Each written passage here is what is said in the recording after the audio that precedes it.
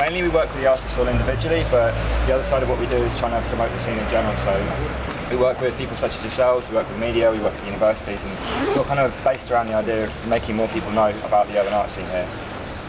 The reason why we do this is because the urban art scene here is very different to what you'll find in a lot of other countries, partly because Argentina is an unusual country that's had an unusual history, and all the different kind of turbulent events that have happened in the last 30 years, in one way or another, get captured in the walls.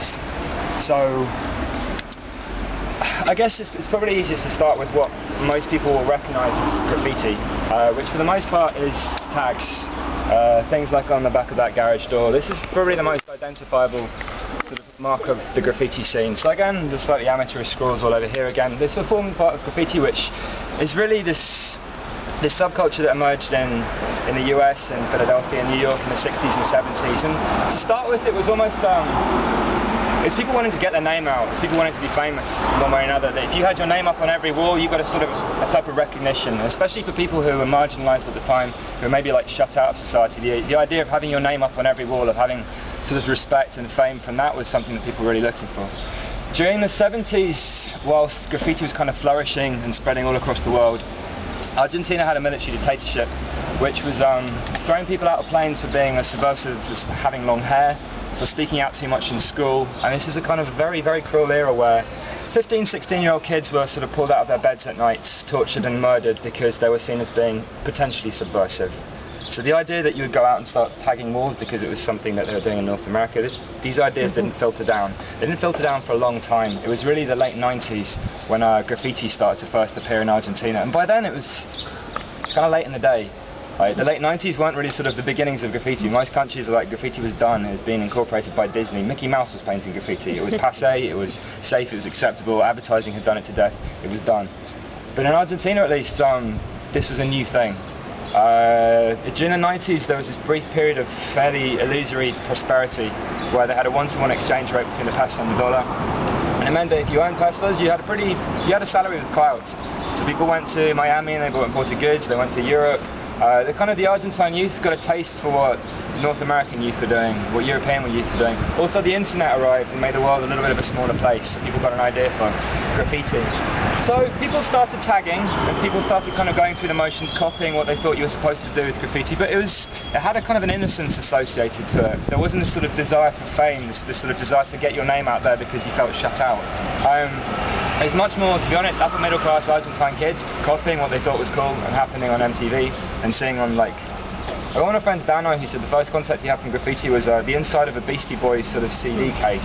And it was literally like, what the hell is this? What the hell is this? So people started copying what they saw because they thought it was cool.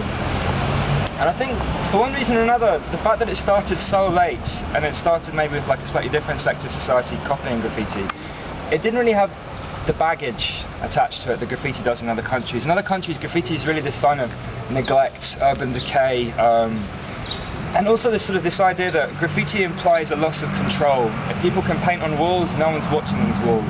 No one's looking out for these walls. It's an unsafe area because graffiti is a sign that criminality can prosper, that if they can paint on the walls, they can be breaking into your house, they can be robbing you in the street. Here, at least, no one really associated graffiti with that. I think as well because in Latin America they have a tradition of like political muralism, this idea that people painted things on walls as a way of communicating something to the masses. That there's always this idea of like public art. Art had a role to play in terms of communicating ideas to the common man in the streets. So a lot of the murals are based on these sort of ideas of the struggle of the workers, the founding of a nation, socialist and communist ideologies. There's also a bit of a tendency in Argentina to kind of like say whatever's on your mind on a wall. So you'll be going around and you'll see things like, you'll see Boca son puto, River, Te Amo, the sort of the two major football clubs who are variously gay, or I love River, River are gay, Boca are gay, I love Boca, that sort of divide. You'll also see things like Mum, I love you, and sometimes confusingly son, daughter, I love you, which I don't know whether that inspires kind of maternal pride or whether like, oh thanks Dad, like for writing my name in spray paint on a wall. But it happens, people do just like say what's on their mind and write it on a wall.